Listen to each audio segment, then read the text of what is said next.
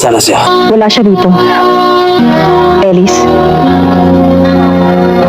yung dalawang nasa likuran mo, mga tauhan niya yan. Kargado. On the second floor, to your right, yung tatlong nasa sulok. Mga tauhan niya pa rin yun. Kargado pa rin.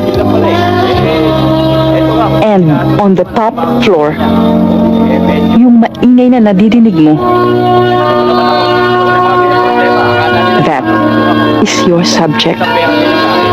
At doon sa katabing table niya, meron pa ring dalawang armado.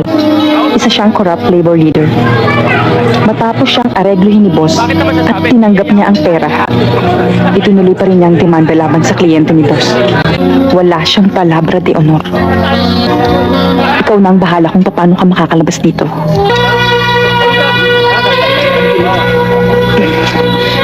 See you later.